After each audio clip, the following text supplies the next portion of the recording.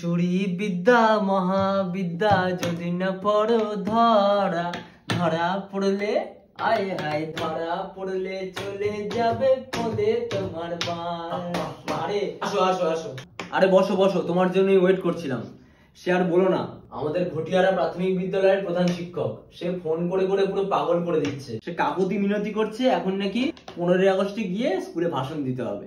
সে বাচ্চারা নাকি আবদার করেছে নেতার বক্তৃতা শুনবে, ওদের নাকি আমার কথা শুনতে খুব ভালো লাগে।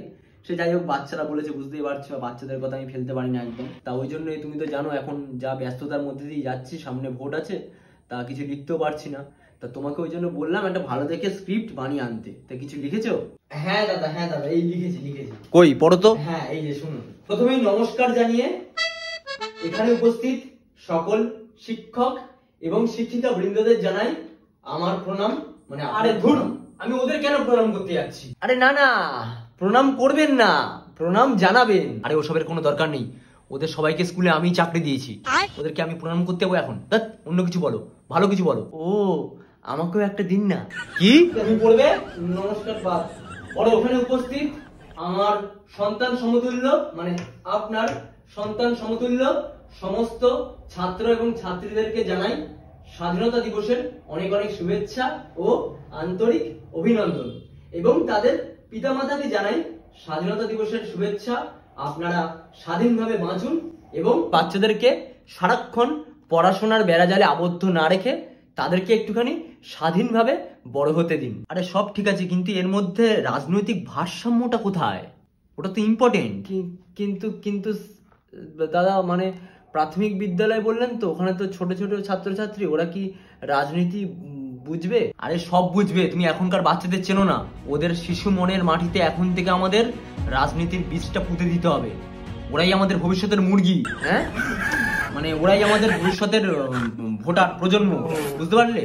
তুমি লেখো ভালো করে, পরে পরে পড়ো দেখি, পরে কি আছে পড়ো। বাচ্চাদের স্বাধীনতা এবং ভবিষ্যতের কথা চিন্তা করে স্কুলে পড়াশোনার চাপ অনেকটাই কমিয়ে দেওয়া হয়েছে, যাতে বাচ্চারা খেলাধুলা করে মানসিক এবং শারীরিক উভয় দিক থেকেই সুস্থ এবং স্বাধীনভাবে বড় হতে পারে।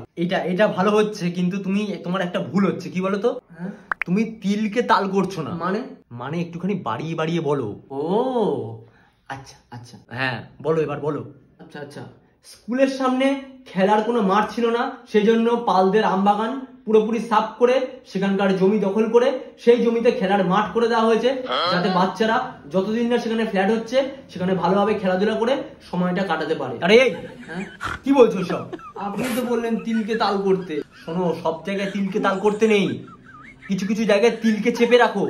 আচ্ছা, হ্যাঁ অন্য পড়ো, আর কি কিছু পড়ো, যাতে বাচ্চারা বড় হয়ে স্বাধীন নেতা হতে পারে, বড় নেতা হতে পারে। সেই জন্য বাচ্চাদের এখন থেকে স্কুলে প্রতি মাসে না প্রত্যেক সপ্তাহে শনিবার করে এক সেকেন্ড পিরিয়ডের পর থেকে পেন্সিল চুরি প্রতিযোগিতার আয়োজন করা হয়, যাতে বাচ্চারা সেখানে ছোট থেকেই চুরি বিদ্যা শিখতে পারে। তুমি কি পত্তা খাবে? কি বলছো সব? আপনি তো বললেন তিলকে তাল করতে। না, তিলকে যাবো, অন্য কিছু বলো, শেষ করো। তিলকে তাল করছে সব জায়গায় তিলকে তাল করে। পড়ো। ঠিক আছে। সব শেষে একটাই কথা বলবো, বাচ্চাদের মাতা পিতা যারা এখানে আছেন এবং শিক্ষক শিক্ষিকা সকলকেই বলবো, এবং যারা আমার কথা পরবর্তীতে শুনবেন তাদের প্রত্যেককেই বলবো, আপনারা স্বাধীনভাবে বাঁচুন। আমি যেমন আপনাদের সুবিধা অসুবিধায় হস্তক্ষেপ করি না, ঠিক সেরকম আপনারাও আমি কি চুরি করছি না করছি, আবার আমি কি করছি না করছি সে বিষয়ে নাক গলাতে আসবেন না।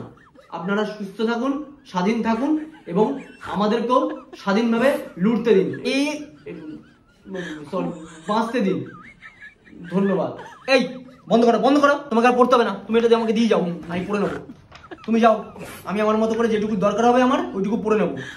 কি সব তিলকি তাল, তোমার কি কবে বড় হবে? ভালো থাকবে, আসি। হ্যাঁ ঠিক আছে, স্বাধীন থাকো, আর আমাকেও একটুখানি স্বাধীন রাখো। উফ বাবা, স্বাধীনতা, কোথায় নেতাদের স্বাধীনতা? কোথায় আমার স্বাধীনতা? প্রশ্ন করতে ভয় কাঁপছে জনতা।